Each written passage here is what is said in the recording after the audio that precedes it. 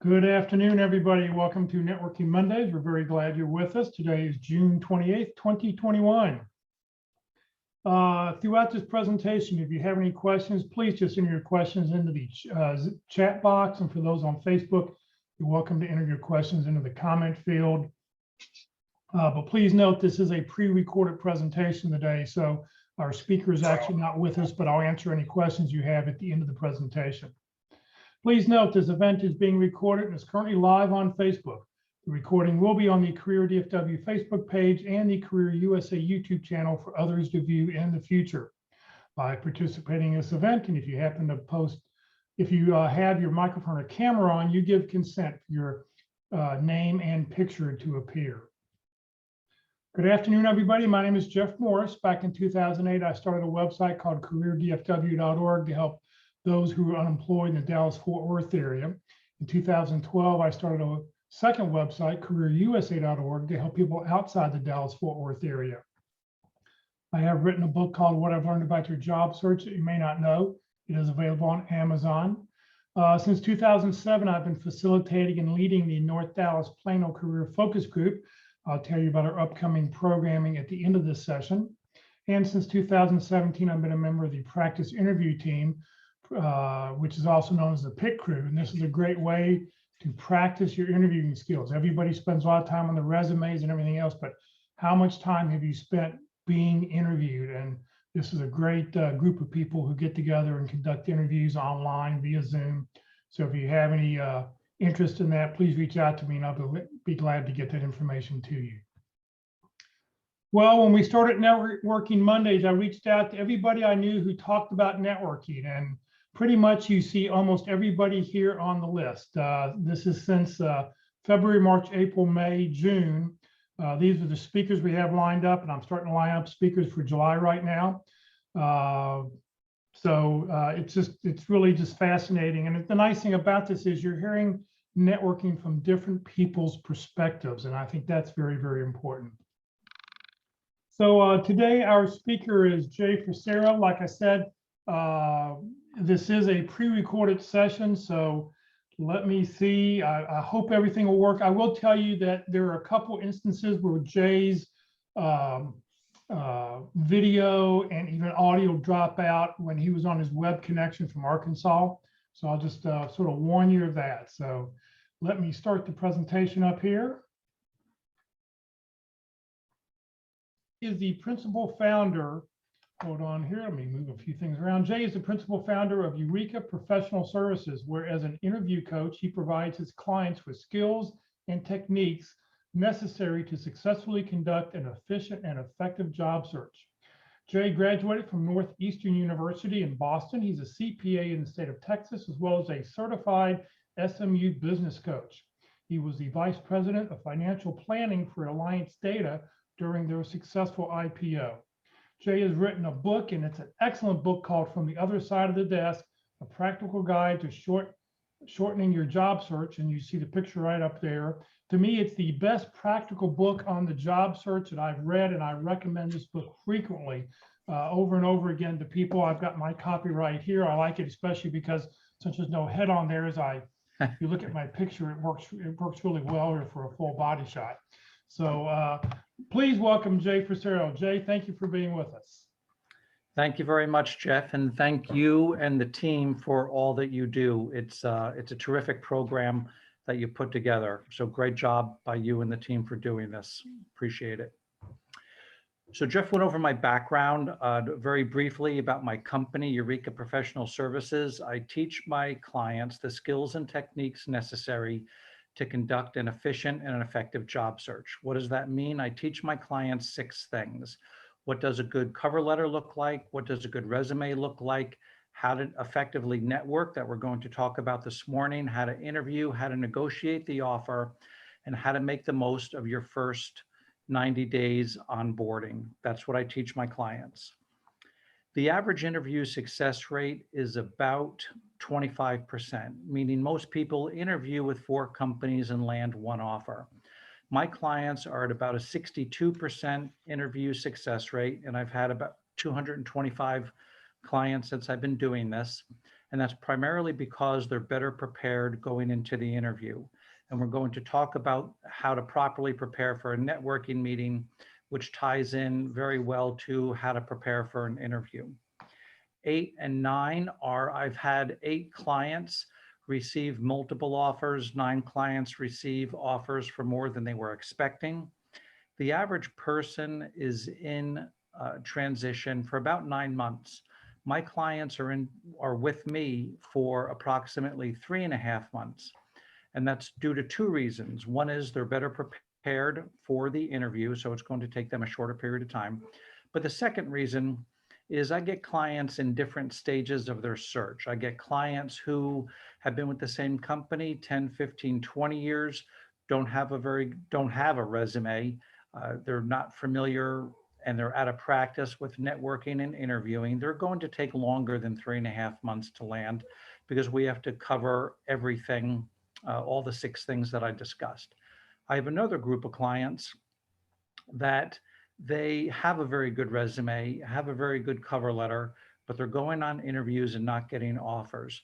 They're going to take a shorter time period to land because we just need to focus on their interview skills. So on average, it's 3.5 months. 37, 39, 24, and 1 is my client distribution. 37% are employed, 39% are in transition, 24% are recent graduates, and I always have at least 1 pro bono client. And pro bono isn't someone who just doesn't feel like paying for my services. It's someone in some type of job search distress, whether it's financial or some other type of job search distress. I always have at least 1 pro bono client. I charge a flat fee and I stay with my clients until they land. So Jeff referenced the book. Ta-da, see, that's a good idea, Jeff. I like your idea about putting your head on top of the book.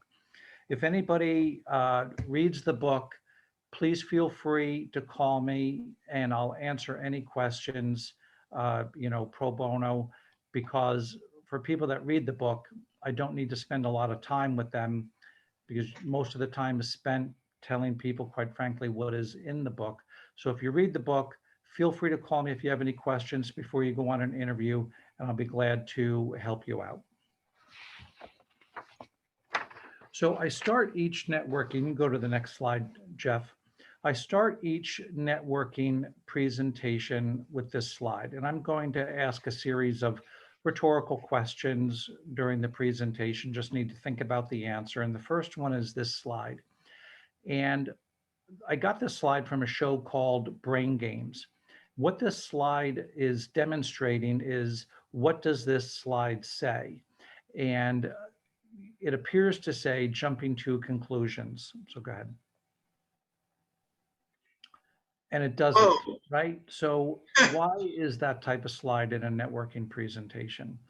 I have that slide in here because when I saw it on the show Brain Games, as I said, the show was about how our brains are hardwired to make assumptions. And when we meet with people networking, we immediately make assumptions. This person can help me, this person can't help me, whatever the case may be. And what I'm asking you to do when you're networking is resist the temptation to assume. You can't possibly know who can and cannot help you.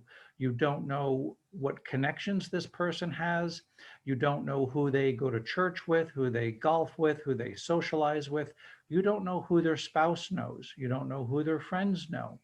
So resist the temptation to assume when you're networking who can and cannot help you.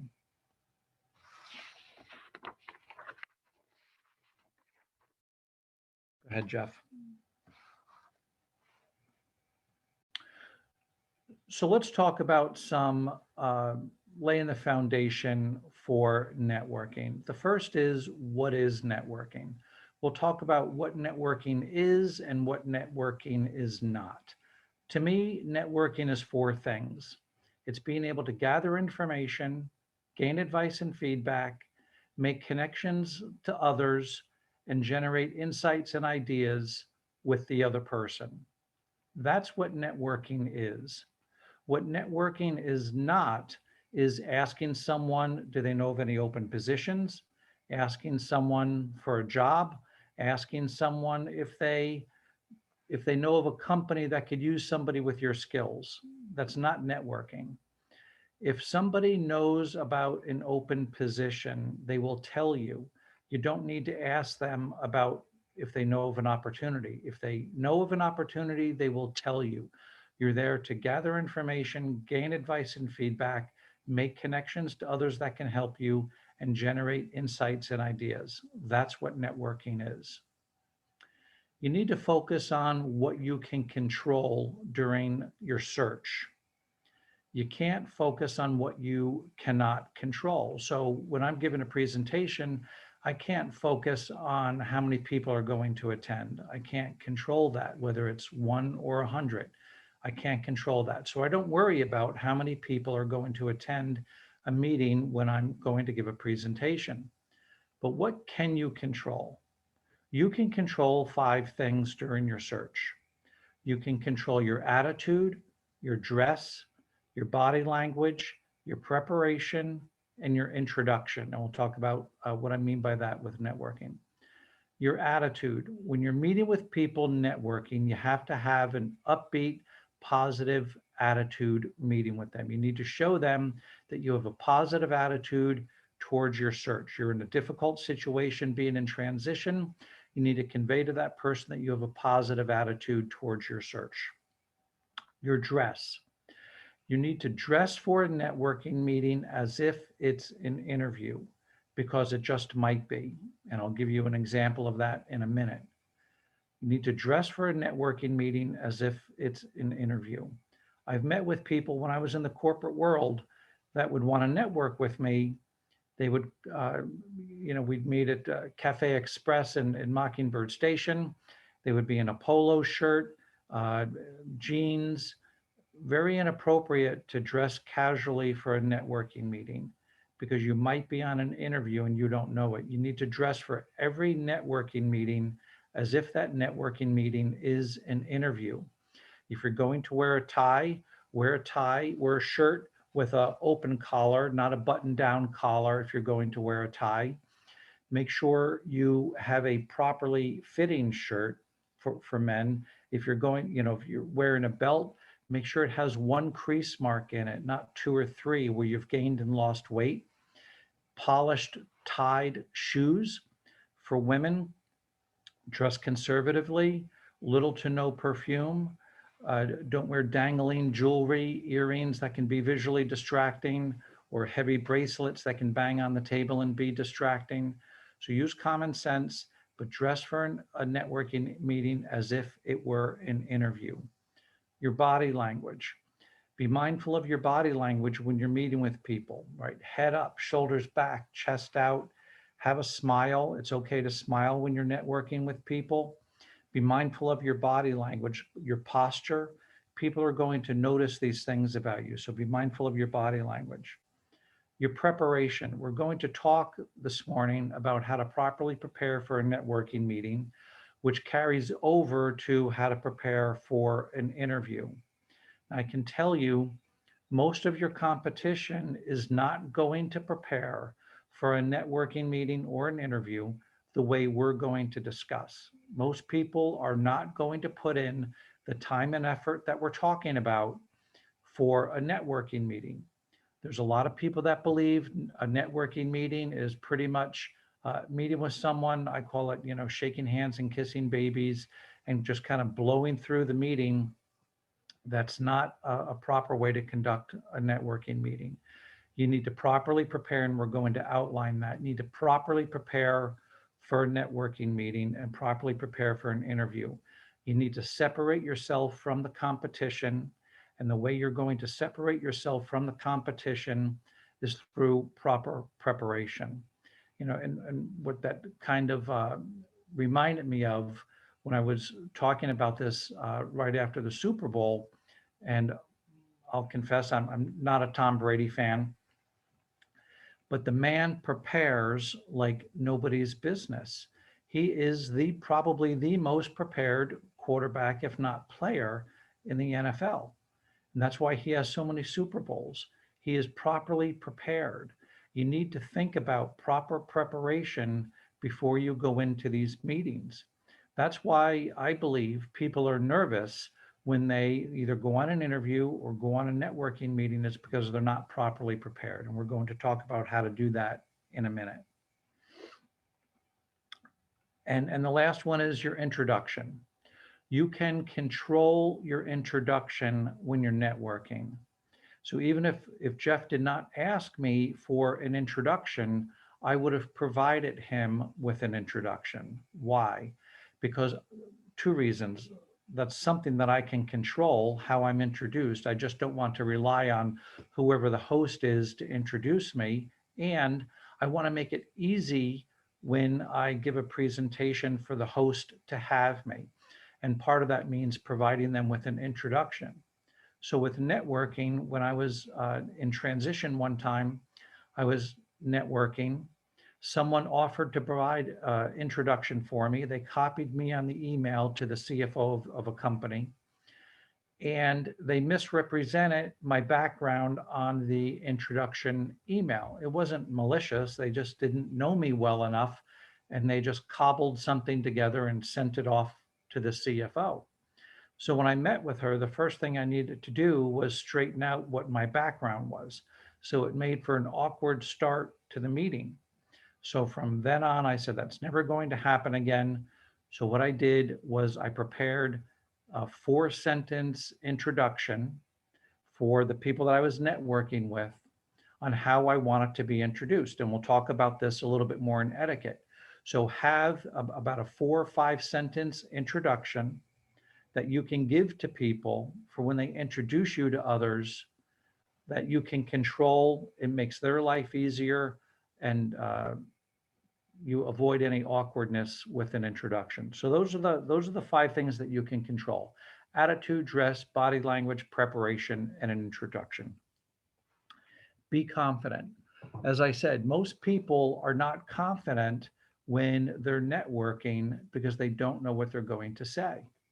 We're going to talk about how you can be properly prepared for that with the use of what I call a playbook, meaning 80% of what you say on a networking meeting or an interview should be scripted out in a playbook. So I have a playbook for this presentation. It's a multi-page playbook that I script out everything that I'm going to say during this networking presentation. I'm not ad-libbing this presentation. I can speak to it from notes because I've scripted everything out in a Word document in a playbook. And that's going to give you more confidence. If 80% of what you're going to say on an interview is scripted out and you're comfortable and familiar with it, or during a networking meeting, you're going to be more confident. So confidence comes from proper preparation. Who's in charge of your search? You're in charge of your search. It's not anybody on Jeff's team. It's not somebody in a small group. It's not a spouse. It's not a friend. It's not a coach. If I'm talking to a prospect, I make it very clear to that prospect that I am not in charge of their search. No one should care more about your job search than you do. No one should care more about your job search than you do. You're in charge of your preparation. You're going to decide if you're going to prepare for a networking meeting, which takes a fair amount of time, but you're going to decide if you're going to prepare for this networking meeting as we're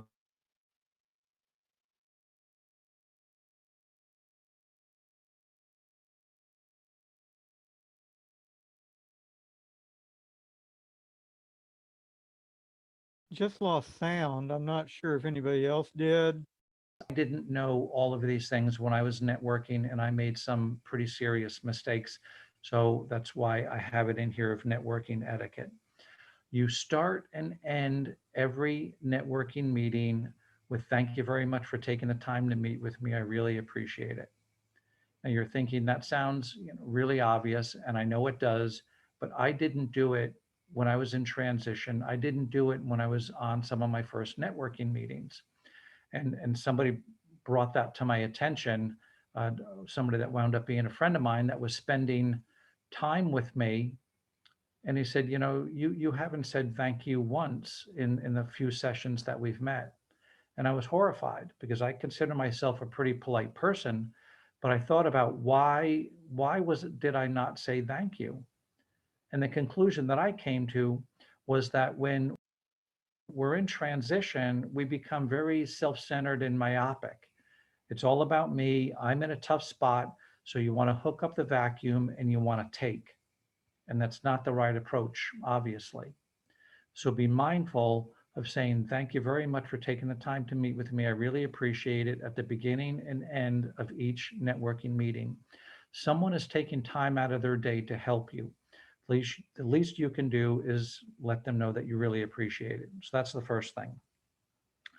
The second thing is ask for 20 minutes and ask for advice and feedback.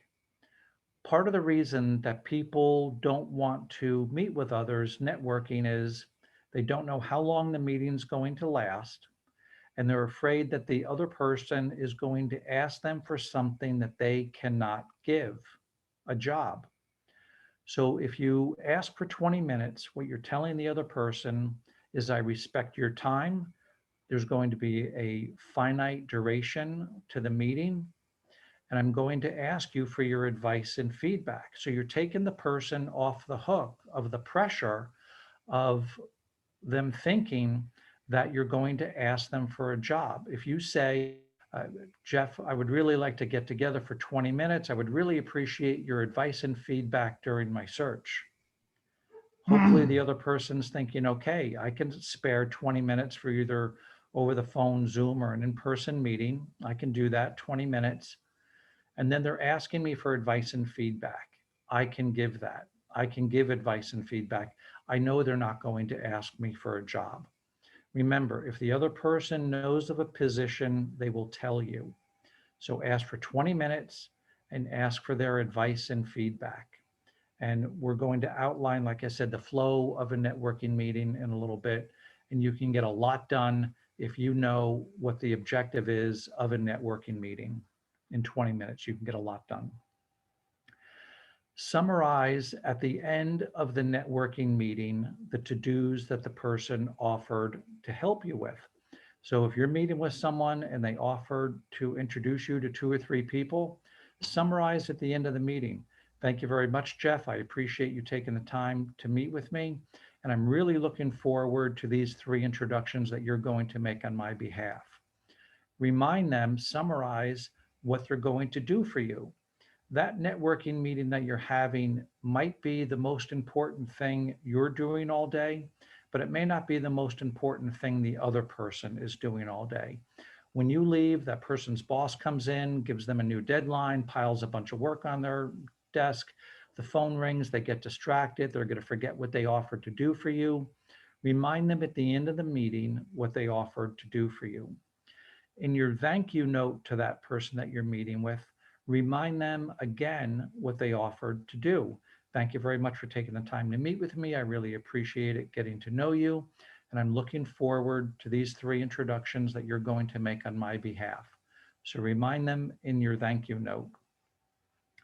Not only send a thank you note to the person that you met with, but send a thank you note to the person that introduced you to your networking partner.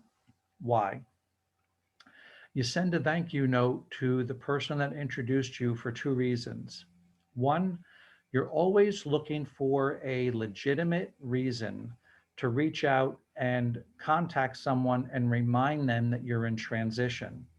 So if you met with somebody 2 or 3 weeks ago and they introduced you to some people and you've now are meeting with those people, remind that person, send that person a thank you note. Thank you very much for introducing me to so-and-so. I really appreciate it. They're going to be a big help during my search. So you've reminded that other person that you're in transition, which is a good thing so they don't forget. And the second thing is you've closed the loop on that person helping you. When I introduce people to others for networking, I find it a little frustrating that they don't let me know if they met with that person and how the meeting went. So it's a professional courtesy to close the loop with the person that made the introduction and tell them I met with the other person. They're going to be a big help during my search, and I really appreciate it. And so you're accomplishing two things with the thank you note to the person that introduced you. You're closing the loop and you're reminding them that you're in transition. At the end of the 20 minutes, do a time check. Do a time check at the end of your 20 minutes and say, Jeff, I asked for 20 minutes. Do we need to wrap the meeting up, or are you good on time? And the other person will say, I'm fine, let's keep going if they want to, or they'll say, you know what, I have a meeting at the top or the bottom of the hour, let's wrap the meeting up. So show them respect by doing a time check. By your preparation and doing a time check and following these etiquette guidelines, you're showing the person a great deal of respect for their time and their position. So make sure you do a time check to not run over. And keep in mind, one thing I forgot to mention about what is networking. Networking is one tool in your toolbox. Some people make the mistake of taking one approach to job search. Some people will say, I'm just going to network. That's all I'm going to do. I'm going to find my next job networking. That's all they do is network. Some people just use recruiters. I'm just going to use recruiters. Some people sit behind a computer and fire off resumes all day long, and they think that's the way to conduct a job search. Networking, what we're talking about today, is one tool. You need to take a multifaceted approach to your job search. Networking, meeting with one or two qualified good recruiters, and that was a very good presentation that was given about recruiters that you can establish a relationship with and that know you. I would not meet with 5 recruiters to help you find your next opportunity. One or two good qualified recruiters that you can establish a relationship with. So networking, recruiters, looking at the big job boards, Monster, Career Builder, LinkedIn, looking at your target company job boards. You should have a target company list of about a dozen companies. You should be looking at their job boards a couple times a week to see if they have any opportunities that meet your needs. Then you're going to be preparing for networking meetings, preparing for interviews, sending out thank you notes to people that you've met with, sending out thank you notes to people that made introductions on your behalf.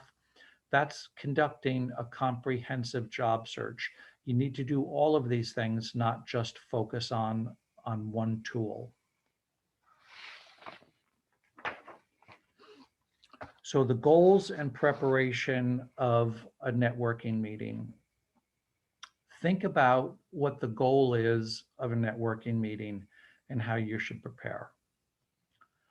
How many networking meetings do you believe you should be going on in a day or a week while you're doing all of the other things that I discussed?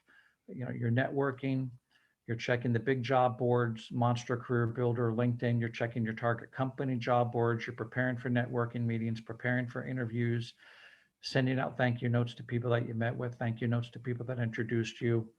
So how many networking meetings should you be going on a day? I believe it's no more than 2 or 3.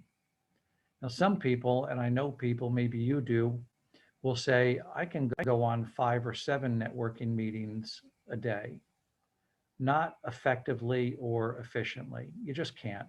You can't properly prepare the way we're going to talk about for 5 or 7 networking meetings a day. It's impossible to properly do it.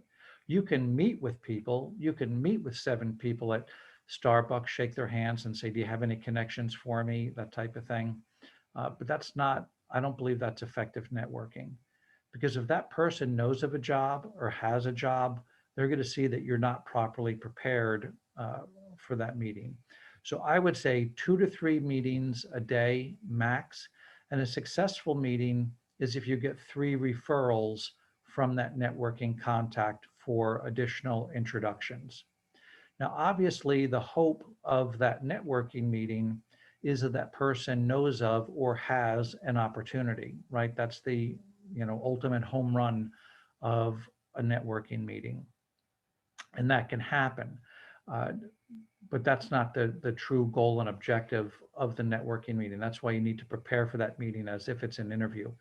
2 to 3 meetings a day, 3 referrals is a very successful networking meeting. The hard part of a networking meeting is not the meeting. That's not the hard part. The hard part of a networking meeting is not showing up and talking to someone. The hard part of the networking meeting is the preparation for the meeting and the mental preparation for the meeting of hoping and wanting and getting emotionally up for that meeting that the person might have an opportunity when the reality is they probably don't. And you may go on dozens of networking meetings with the hope and expectation that that person has an opportunity, but most people are not. But the hard part is getting emotionally charged up for that meeting in anticipation that they may have an opportunity, but you need to be prepared that they're not. And you know, that's really the difficult part, that along with the preparation. So how do you properly prepare for a networking meeting? The same way you would prepare for an interview. That means doing research on the person and doing research on the person's company for every networking meeting. So 2 things need to be present for a meeting to move forward, a networking meeting or an interview. 2 things need to be present. You need to demonstrate your technical competence and establish chemistry.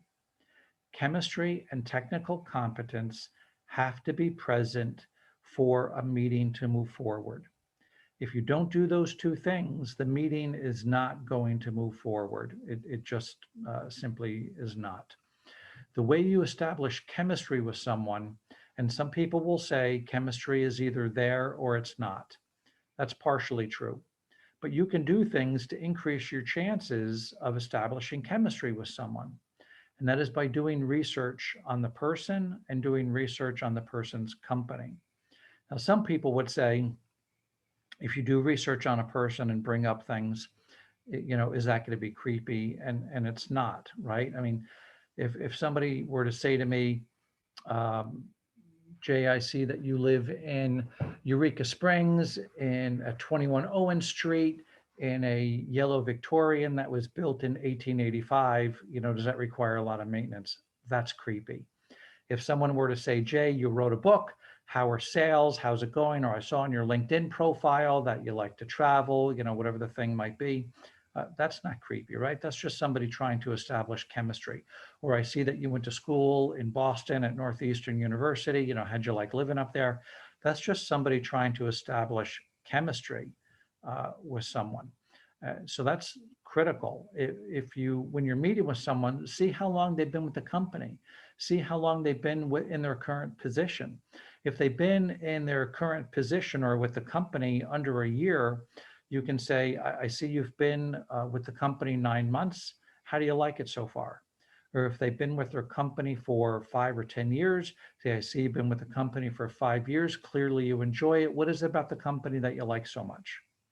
Get the person talking about themselves. That's how you build chemistry with someone, not talking about yourself constantly, but show them the respect that you've done research on them and give them the opportunity to talk about themselves. Do research on their company. If it's a public company, you should listen to their quarterly earnings call. If it's a public company, go on their website, look under investor relations, look under earnings release, and they will have a call. It'll be a recorded call with PowerPoint slides that the company CEO, CFO, maybe a division head, provide to Wall Street on a quarterly basis the earnings of the company, and they discuss the most current happenings with the company, profitability, expansion, product expansion, office expansion, you know, whatever the case might be. And on the call are covering Wall Street analysts who cover the stock and shareholders. And you will learn a great deal of information about that company. Usually it's about 45 minutes, maybe an hour. And you'll learn a great deal about that company, about their profitability, expansion plans. You'll also learn their terminology, which is critical. And let me just give you a couple examples of how this proper preparation pays off, and some uncomfortable situations that I've seen people be in. So, and it pertains to networking as well as interviewing. It doesn't matter. It's about being properly prepared uh, about the company and being able to establish chemistry with the other person. So I was interviewing with MoneyGram, and even though I knew the finances of MoneyGram, I didn't really understand the money transfer business. And when I listened to their earnings call, I learned that they look at profitability the way airlines look at profitability in corridors. How profitable is Dallas to Paris, Rome to Prague, right? Corridors. So I was able to use just some of that jargon on the interview to say, you know, how profitable are these corridors, or why is this corridor not as profitable as that one? And what it shows is I took the time to learn their language, their terminology a little bit. And that's really important. It shows respect when you're on a networking meeting. Try to use that company's terminology. Don't use terminology from your industry or another industry. What that says about you is, I'm not from here, or how long is it going to, the other person's thinking, how long is it going to take me to, if I hire this person, it could be on a networking meeting, how long is it going to take me to train this person to think differently? So listen to the earnings call if it's a public company and learn their terminology. It shows respect and it'll help you build chemistry. An example of where it didn't go so well, I had a client that was networking with someone in the cruise industry. And I like the cruise industry. My wife and I will periodically go on cruises. And I thought, you know, I'm going to listen to the call and see how the cruise industry talks about profitability. And they went over their presentation, and now Wall Street analysts were asking questions. And they asked, the one analyst asked the CEO, how many boats do they plan on building in the upcoming year? And the CEO insulted this analyst by saying, don't you know the industry that you're covering? We don't call cruise ships boats, we call them ships. Now, you may be thinking that's a really small thing, but it's not. It's not if you're in the cruise industry. What it shows is that analyst is not prepared. She doesn't understand the jargon or terminology of the industry that she's covering. And it made me think, if someone was networking or interviewing with someone in the cruise industry and kept referring to ships as boats, it shows a lack of preparation. It simply shows a lack of preparation in the misuse of terminology. So by listening to a company's earnings call, you can properly prepare for an interview. And that should be part of your preparation, is looking up the person that you're going to meet with and looking up the company that you're going to meet with as well. One of the other things, another tool in your networking toolbox should be cold calling. If you're low on leads, you should be cold calling people in positions that you would be reporting to. So this ties into the preparation, being properly prepared for a networking meeting.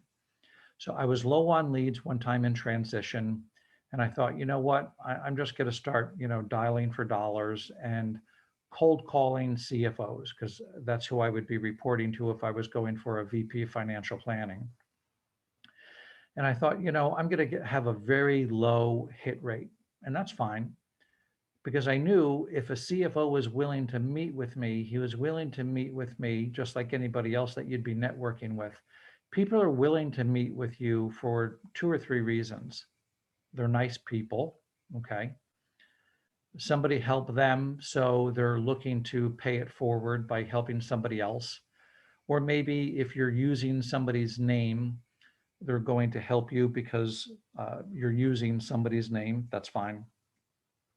The other reason is maybe they have an opportunity and they're meeting with you, right? So it's one of those 3 or 4 reasons.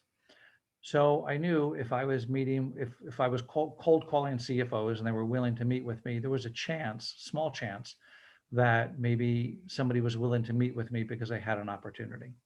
So I did. I had a very low hit rate. It might have been 5 or 10% of CFOs that I called were willing to meet with me. So I got through to one CFO of Comerica Bank, Texas. I asked him for 20 minutes if he would be willing to give me advice and feedback regarding my search. He said, sure. So I prepared for that networking meeting, as I've said before, as if it were an interview. Because how do I know? Maybe it was, maybe it wasn't. I didn't know. But I prepared for that networking meeting as if it were an interview.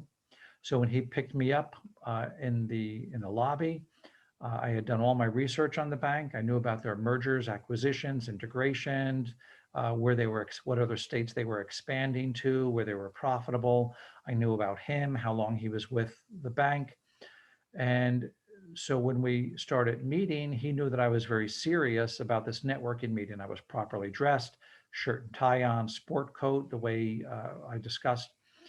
And after about 20 minutes, after we established chemistry and I was able to demonstrate my technical competence, he said to me, actually, the person that does what you do just resigned 2 weeks ago. I haven't had a chance to interview for the position. Seems like you'd be a good fit. You have time to interview later today for the job. So of course I did. So long story short, he hired me. I worked for Comerica for 5 years. He left, became the first CFO of Alliance Data, took me with him, worked there for 12 years, and helped take the company public. So one meeting that I was prepared for led to a 17-year career with 2 companies and helping take a company public. One meeting. That's pretty lucky, right? Well, the fact is that was my 85th networking meeting of that search. 85 networking meetings I went on over the course of, I think it was about 3 months that I went on before that happened. So if I showed up for that meeting ill prepared, just said, I'm just going to mail this one in. It's, my 85th meeting and nobody's had a job for me yet. So I'm not going to prepare. I'll just know some things about him. He would have shook my hand at the end of the meeting, maybe given me some referrals and said, I hope it all works out for you. And I would have been on my way. And none of what I just said would have happened. Because when we met, he didn't say, Jay, I'm so glad you showed up because I have this great job and it seems like you'd be a great fit. That didn't happen. We met for about 20, 30 minutes first to establish chemistry, allowed me to demonstrate my technical competence. Then he divulged that he had an opportunity. So that's what I mean by you have to prepare for every networking meeting as if it's an interview. Going back to that brain game slide about assuming, you can't assume that when you're on a networking meeting, that the person does not have a job, that they're just there to meet with you and help you out. You can't assume that, because if you're wrong, you may have just blown a great opportunity. And that's what I mean, that the hard part about networking isn't the meeting. That's the easy part. The hard part of a networking meeting is getting emotionally up, properly preparing. It's going to take you an hour or 2 to prepare for every networking meeting. That's why you can't go on 5 a day. So if you're going to put in that type of time and preparation for it, you need to get emotionally up for it and approach each one as if there is an opportunity. Now, I know a lot of people are thinking that's a lot of work for a networking meeting where there's not an opportunity. You're absolutely right. It is a lot of work for that networking meeting. But I wasn't willing to take the chance that if I was meeting with someone, that they would not have an opportunity for me. Because if I did that on this one opportunity, I can guarantee you my life would have been professionally and personally permanently altered. So you need to decide, this goes back to who's in charge. You need to decide how much time, effort, and preparation you're going to put into each meeting. Because a famous athlete I heard once said, Success is when preparation meets opportunity. And you need to be properly prepared when that right opportunity comes. Don't take the chance and mail it in when that person might have an opportunity. So that's goals and preparation. So developing a playbook. A playbook is how you're going to demonstrate your technical competence. As I said before, a playbook is everything that you're going to say, everything. Tell me about yourself. Why do you want to, either work here if you're on an interview? What are you looking for? Strengths, weaknesses, why you left your prior company, why you left every company on your resume. You should have a scripted out answer for why you left every company on your resume. A good recruiter is going to walk you down your resume and ask you every single opportunity why you left. And all of this is scripted out in a Word document. That's what a playbook is, a Word document. So my playbook for, as I said, for this presentation is 12 pages long. It's all scripted out. You need to have the same thing for a networking meeting and an interview, because I put the playbook together, the concept together when I was in transition.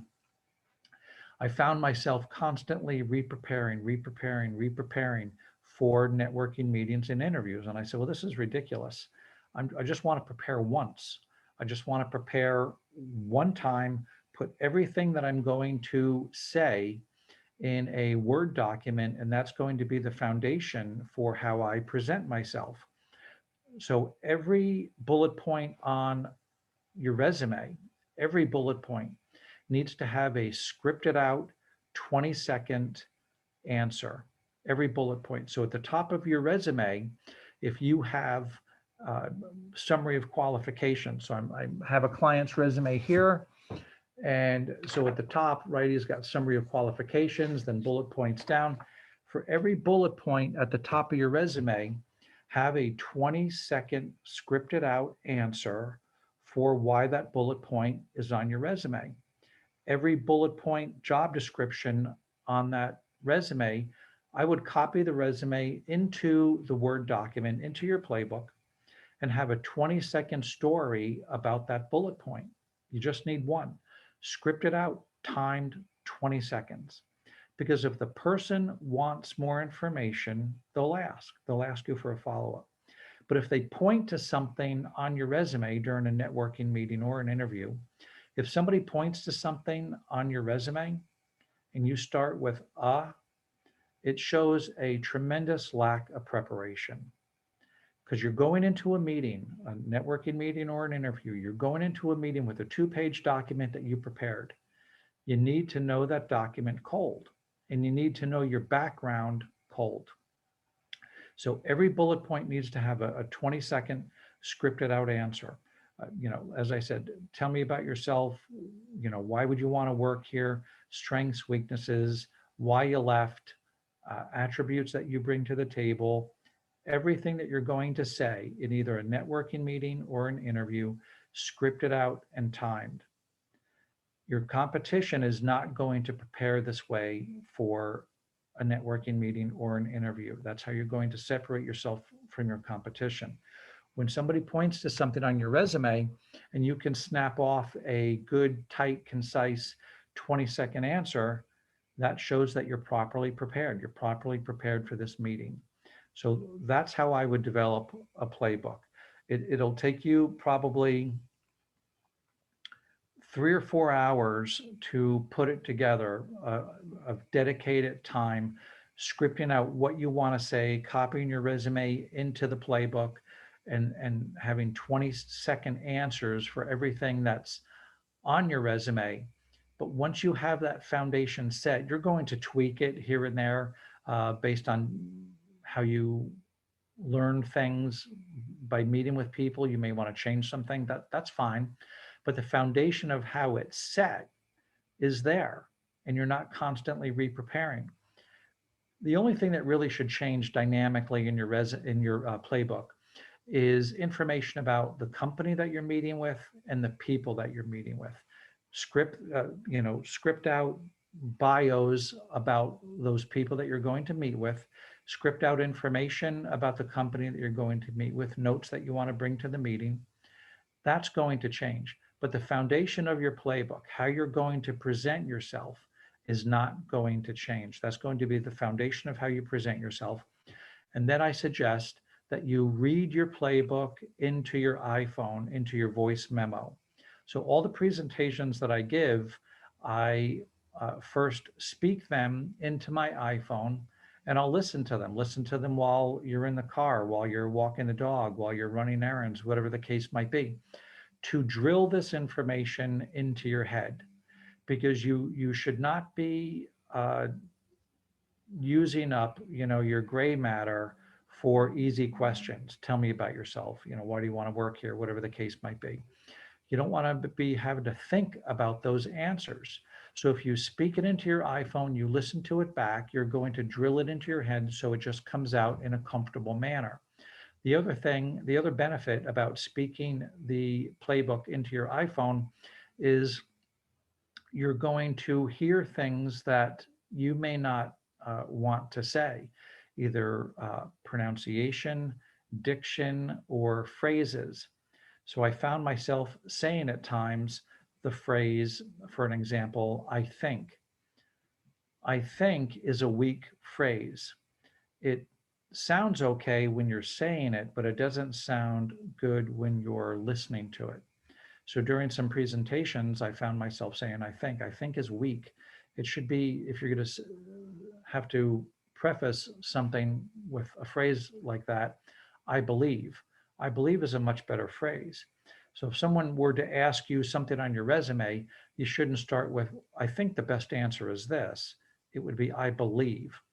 My point is, the benefit of speaking your playbook into your iPhone allows you to hear things that you can modify during your presentation and change in your playbook. So I would develop the playbook, script out what you're going to say, speak it into your iPhone, listen to it back, and that'll give you an opportunity to make changes to how you present yourself. So can you answer the 3 big questions during a networking meeting? Think about, what are the questions you're going to get during a networking meeting? You're going to get 3 basic questions. Remember, your job on a networking meeting is to make it easy for the other person to help you. By you being properly prepared for the meeting, knowing how to answer these questions, you're going to be much more efficient during the meeting. And that's how you can have a productive 20-minute networking meeting. Yes, all this information is in the book. I just saw that pop-up question. Everything I'm telling you, yes, is in the book. So the 3 questions that you're going to get during the meeting are, tell me about yourself, how can I help you, and what are you looking for? You know you're going to get those 3 questions. You need to be properly prepared. And again, to some of you, you may say, well, that's, master of the obvious. Well, that's fine, but I can tell you, I didn't have a good answer to either what are you looking for or how can I help you? That's the crux of the meeting, is when the person says, so Jay, how can I help you? And as I said before, the answer is not, do you know of any open positions, or do you know of anyone that could use somebody with my skills? That is not the answer to how can I help you. The answer to how can I help you is, do you know anyone on my target company list that would be good to meet with? And I'm gonna show you a tool that you can use to present your target company list. That's the answer, I believe, to how can I help you. Do you know anyone on my target company list that would be good to meet with? Tell me about yourself. I'm sure you all have very good answers to tell me about yourself. I'll give you my take on it. Tell me about yourself is not, I should be opening up the fire hose and this is, my chance to tell the other person how great I am. That's not the answer to tell me about yourself. Tell me about yourself. The intent of tell me about yourself is, I'm not sure how to start this meeting, whether it's a networking meeting or an interview. So I'm just going to ask the person, tell me about yourself. So I have my clients set up, tell me about yourself in 3, I call them paragraphs. They're not really paragraphs, but that's what we'll call them. 3 very simple paragraphs. The first one is I call the early years. I grew up in, went to school at, if you're not from Dallas, moved to Dallas in. So I would say I grew up in New Jersey through high school, went to school in Boston at Northeastern University, moved down to Dallas in 91 for a job. So that's the first 31 years of my life in 10 seconds, right? That's all the person needs to know. It sets up a little bit of background. You know, he's not from here. He moved to Dallas from the Northeast. He went to school in Boston, that type of thing. So that's the first paragraph. Second paragraph, I would start with, most recently I did this. Most recently I did this, then name 2 or 3 things that you most recently did in your prior position. The third paragraph I would start with, where I believe I can make a significant contribution to my next company are in the areas of, and name 2 or 3 areas of your background, your expertise that you're looking forward to doing in your next job. And that's how I would set up, tell me about yourself. The early years, grew up in, went to school at, moved to Dallas in. Second paragraph, most recently I did this, name 2 or 3 things. Third paragraph, where I believe I can make a significant contribution to my next company or in the areas of, name 2 or 3 things. It's just a table setter, right? It's just a very simple, high level table setter. So that's tell me about yourself. How can I help you? We answered. What are you looking for? You're going to get asked, what are you looking for in your next opportunity? Have a scripted out answer from job descriptions that you've looked at that genuinely excite you, and answer the question with bullet points from those job descriptions. What I'm looking for, where I can make a significant contribution to my next company. You can use the third paragraph of tell me about yourself for what are you looking for. It's the same thing. And that's how I would answer those 3 big questions. You know you're going to get asked those 3 questions. You need to be prepared. You need to make it easy for the other person to help you. Tell me about yourself. What are you looking for? And how can I help you? So let's just go over the flow of a networking meeting for a second. The flow of a networking meeting needs to be, you study the person, you study up on the person and the company in order to build chemistry, technical competence. You need to be prepared to answer big 3 questions. Tell me about yourself, looking for, how can I help you? In and end every networking meeting with, thank you for taking the time with me. I really appreciate it. Ask for 20 minutes, ask for advice and feedback, summarize at the end of the meeting what summarize in your person, the instructions that they offer to make on your, send a thank you to the person, not only that you met with, but introduction for you, and ask the person at the end of the networking meeting, how can I help you? That's a very, very powerful phrase when you're in need of assistance, to say to the other person, how can I help you? Most people are going to say, thank you very much, I'm all set. The point is that you asked, when you are in a time of need, that you asked somebody else, how can I help you? It shows that you're not a taker, that you're willing to give, because what you do have to give are connections to other people. You don't know what that other person's, needs are. Again, most people aren't going to take you up on it, but they will remember that even though you were in need, you asked, how can I help you? Now, what's the best tool for networking? I don't believe it's your resume, to hand somebody your resume during a networking meeting. Personal preference. Always bring a resume with you, always. What I'm going to show you in a minute is not a replacement for a resume. It is a networking tool. So So you always bring a resume with you, whether you're on a networking meeting or an interview. But I developed the bio. Do you have the bio, Jeff, to put up on the screen? Yes. So I believe the best tool to use during a networking meeting is this bio. So clearly it's not a resume. It has a picture. The left-hand side are skills and attributes that you bring to the table. I got them from job descriptions that I was in, reviews that I've received. So down the left-hand column are competencies, skills, and attributes that you possess. In the center is a lift and drop from my resume and places that I've worked. But the right-hand side of the bio is really what makes it important, and that's your target company list, because that's the answer to how can I help you. So I believe the bio serves a couple of purposes. It answers the question, how can I help you? Because you're going to say, do you know anyone on my target company list that would be good to speak with? And you put your target company list together, a combination of public and private companies that you might want to work for. Have a very simple answer why each one is on your list. Maybe their products are interesting, maybe they're expanding, they have a good corporate culture. You believe you can make a significant contribution to the company in some way, whatever the case might be. Little tip, always, unless you have a really good answer that you don't want to work for the person's company that you're meeting with, always put that person's company on your target company list. How do I know?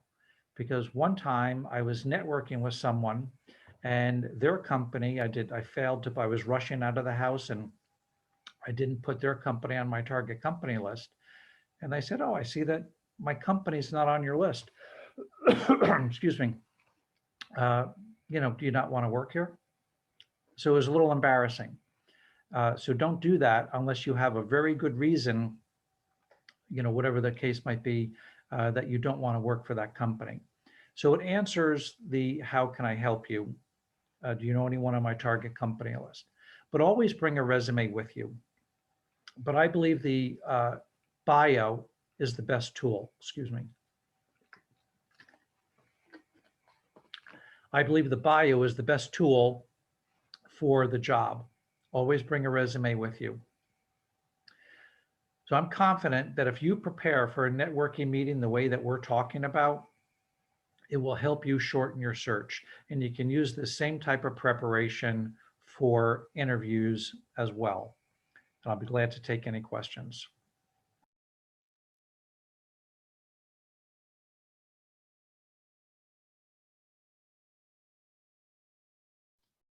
Well, that's Jay's presentation. Like I said, Jay is not with us right now. If anybody has any questions, if you want to unmute your mic or just ask away. If I can answer the question, I will do that for you. Jeff, I have a question. Yeah, Michael.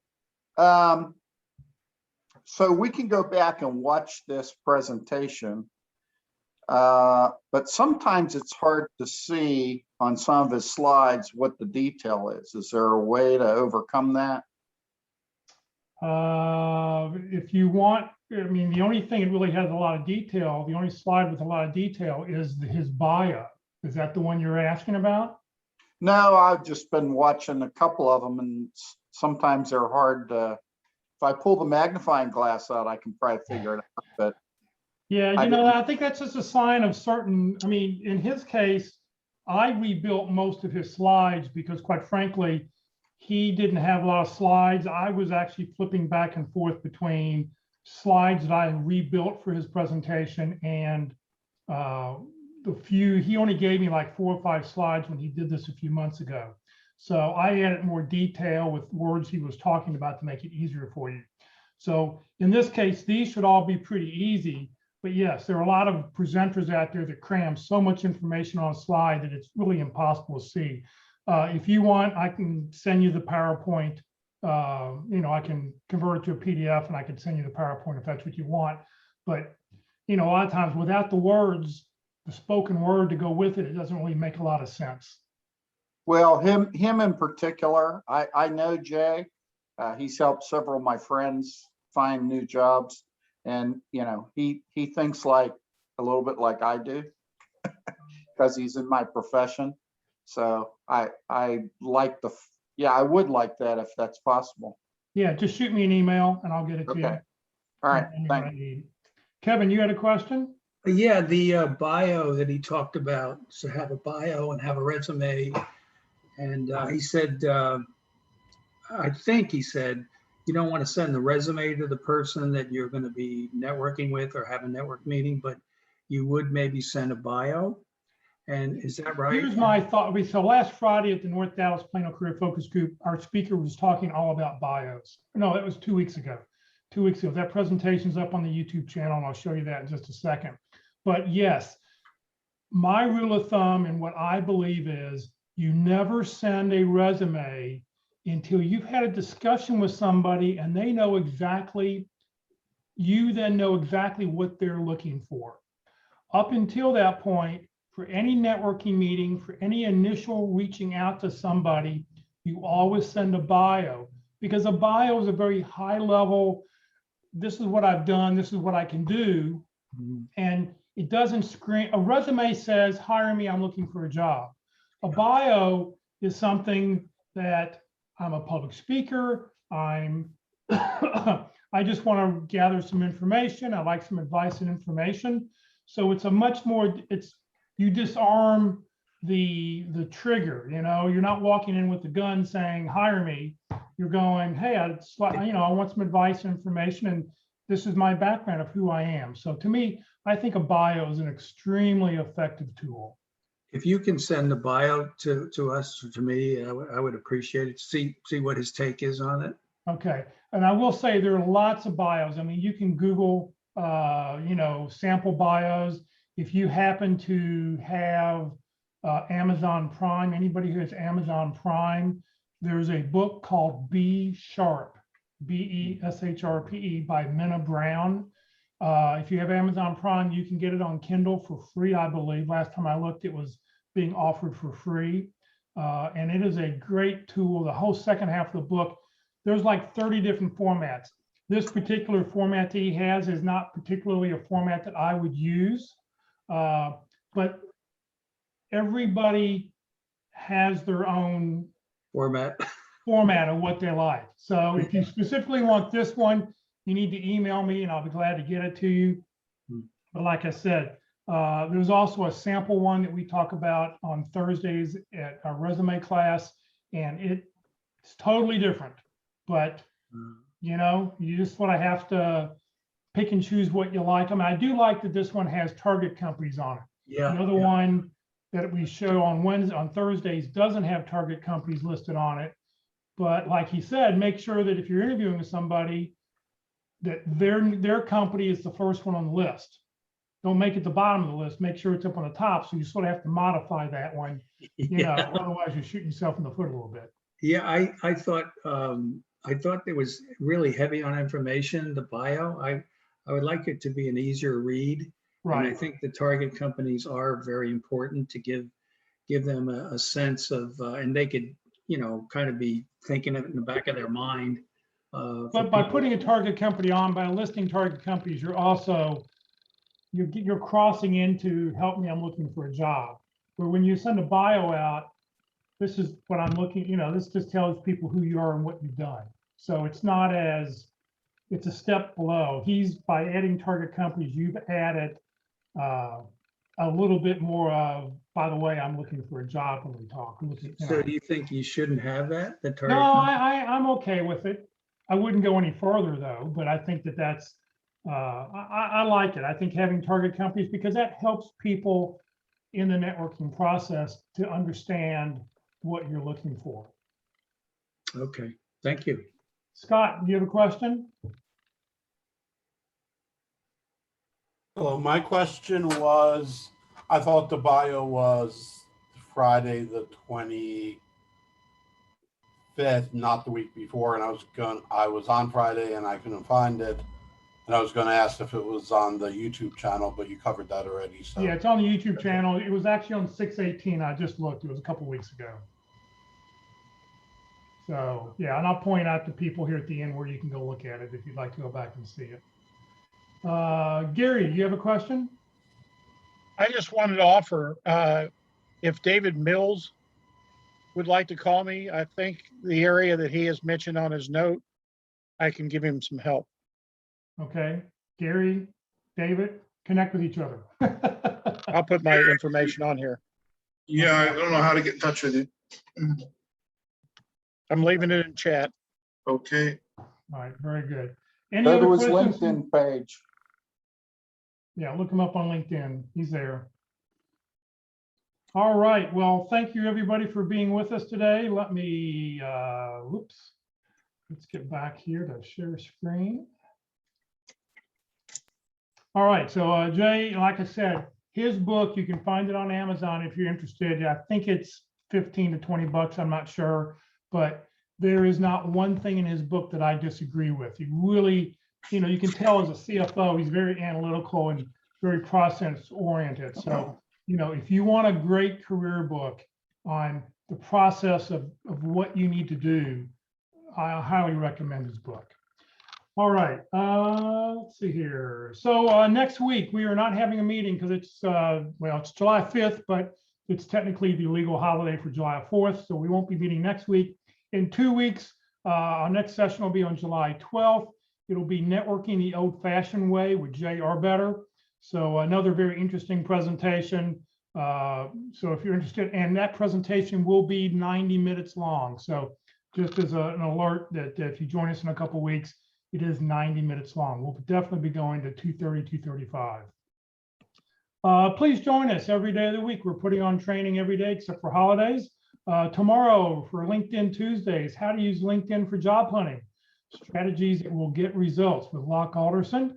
Wednesday, for interviewing Wednesdays, we'll be on session number 9 of 13, how to demonstrate enthusiasm. And if you're thinking about changing career or industry, demonstrating enthusiasm, extremely important in an interview, because if you just sort of sit there as a lump, you're never going to get hired. You need to show that you're really excited about being here, and they'll share some words and phrases that you can do to help show that. On Thursday, for Effective Resume Thursday, top 10 resume wreckers, things that can mess up your resume, get you from being seen, and we'll share some other resume tips and tricks. So join us Thursday at 1 o'clock. And then this Friday at the North Dallas Plano Career Focus Group meeting, we're having open forum. You have questions about your job search, just bring your questions and we will answer them. Well, anybody can answer and give their opinion. So please join us this Friday. And then this Friday at 1 o'clock, being the first Friday of the month, Women of Wisdom will be meeting. It is by invitation only for women. So if you're interested, you need to send an email to wow@careerdfw.org. If you'd like to join the Career DFW or Career USA LinkedIn groups, you're welcome to do so. If you join the Career DFW LinkedIn group, you will have 13,000 new connections that you can connect with other people. So it's a great way to expand your connections and expand your network. This session has been recorded. It will be on the Career DFW Facebook page and the Career USA YouTube channel for you to view. Please follow us on Facebook. Please subscribe to the YouTube channel. When you do that, it allows us to, it opens up more features that both of those platforms offer to us.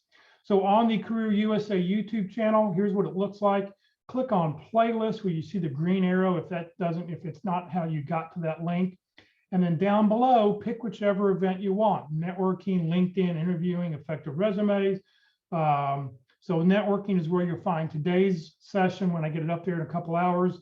If you want to see that Minna Brown about the one-page bio, click on the North Dallas Plano Career Focus Group speakers. And don't click where you see the video. Click down below where you see the red arrow where it says view full playlist for any of those. Because then what we'll do is up will come a list of all the different topics and all the different people who've spoken, and the most current one should be on top, and you can just scroll down to find the title and the topic that you're interested in underneath that particular playlist. If you're not receiving emails about our workshop, and you'd like to join our mailing list, here's an email address, CareerUSA, +subscribe@groups.io. Please note, Career DFW, we're a 501c3 nonprofit organization. We have no full or part-time employees. Everything I've done over the last 13 years has been as a volunteer.